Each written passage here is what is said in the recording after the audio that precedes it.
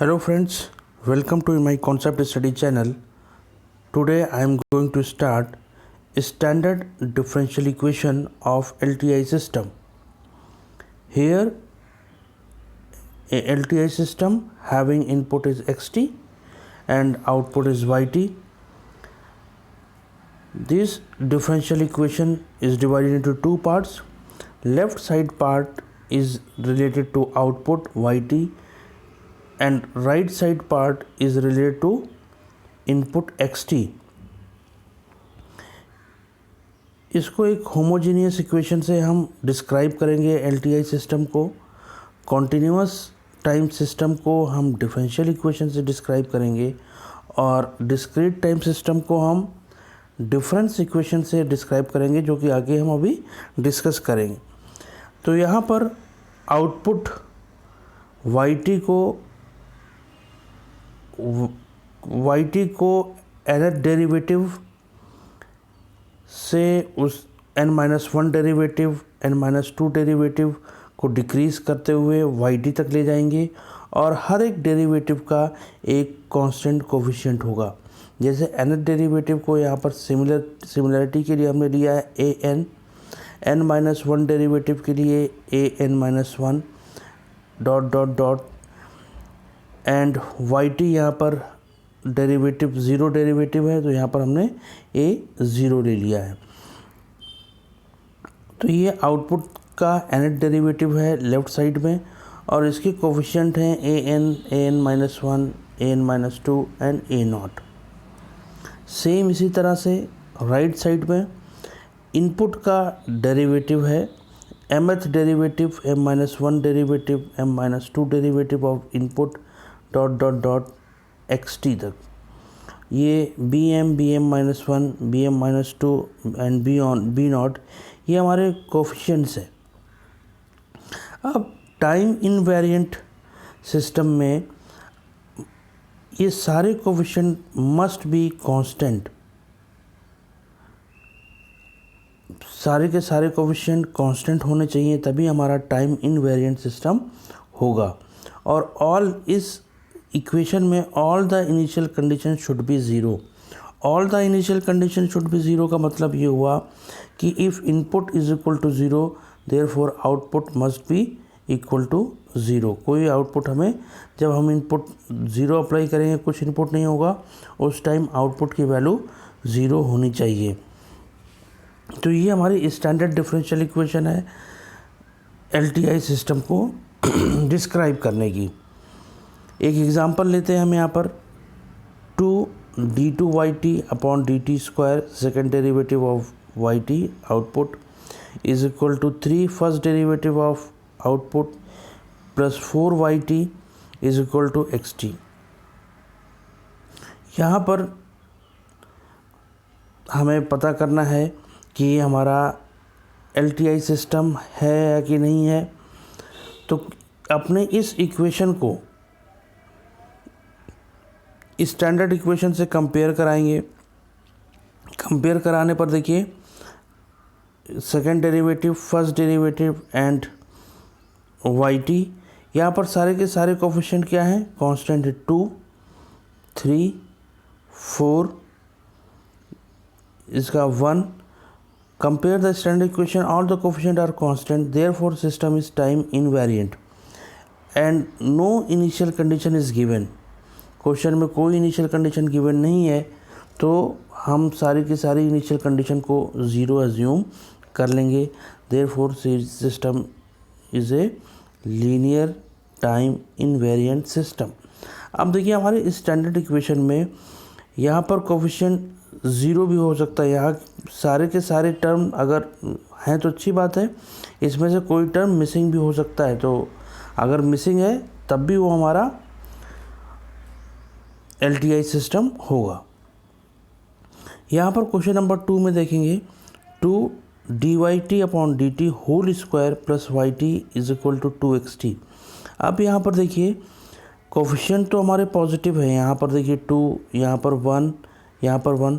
Coefficient तो यहाँ पर पॉजिटिव है, पर यहाँ पर देखिए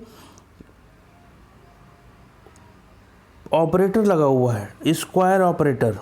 square operator.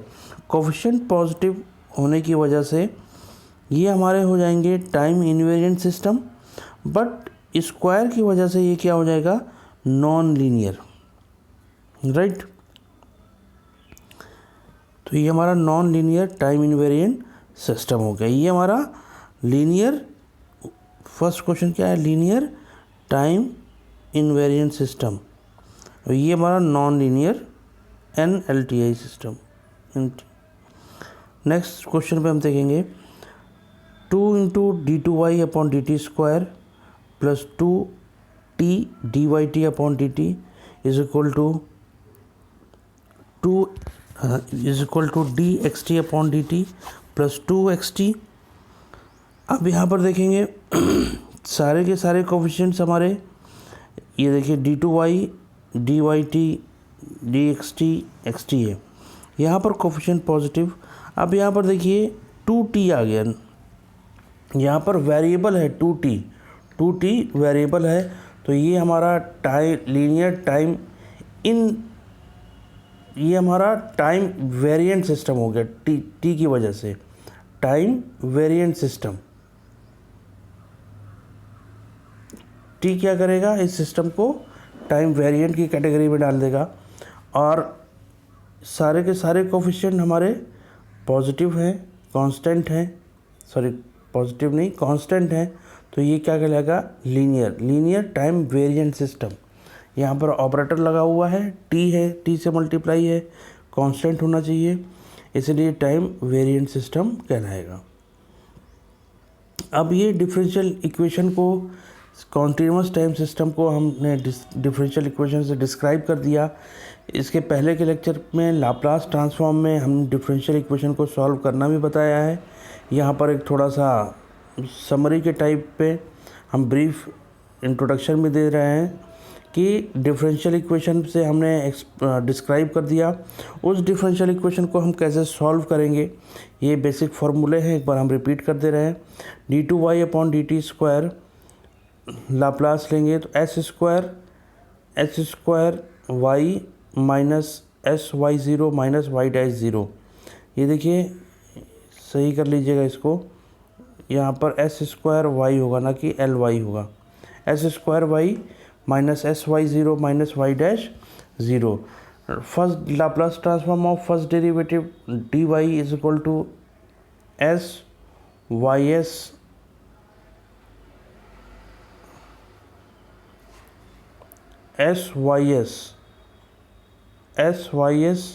Minus y'0। Third derivative Laplace transform, third derivative s cube देखिए यहाँ पर l एक्स्ट्रा आ गया है, s cube ys minus s square y0 minus sy'0 minus y'0। ये y0 क्या है, इनिशियल कंडीशन, क्वेश्चन में गिवन है, अगर नहीं गिवन है तो उसको 0 अज्यूम कर लेंगे।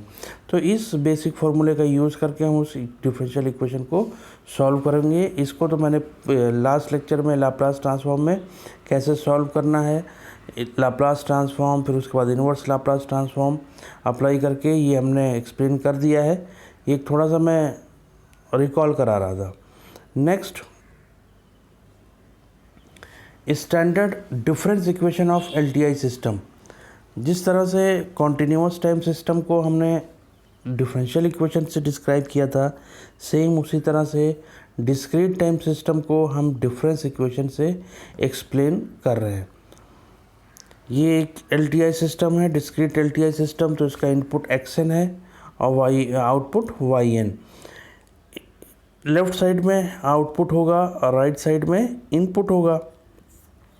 ये देखिए ak is the coefficient yn minus k summation k running from 0 to n।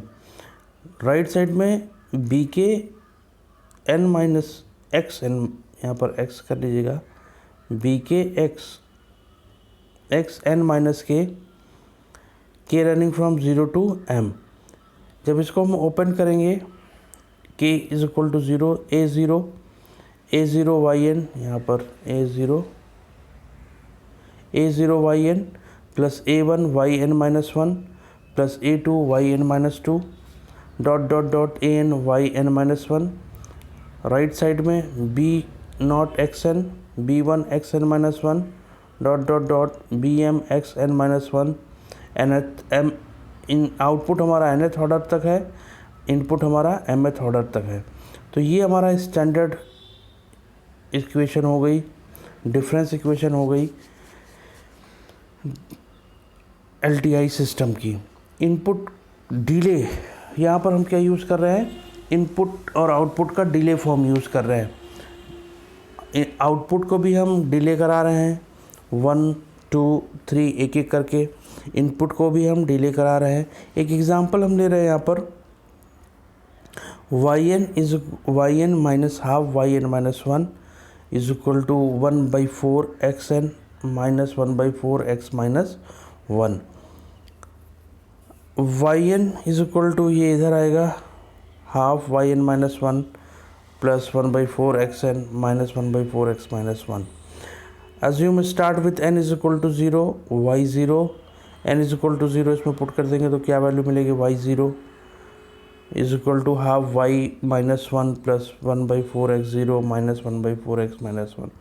इसी तरह से y 1 n is equal to 1 put करेंगे इक्वेशन में, y 2, तो इस तरह से y 0 y 1 y 2 हमें मिलता रहेगा। तो ये स्टैंडर्ड इक्वेशन है डिफरेंस डिस्क्रीट LTI सिस्टम की। अब कैसे ब्लॉक डायग्राम, कैसे हम सिस्टम को रिप्रेजेंट करेंगे with the help of block diagram.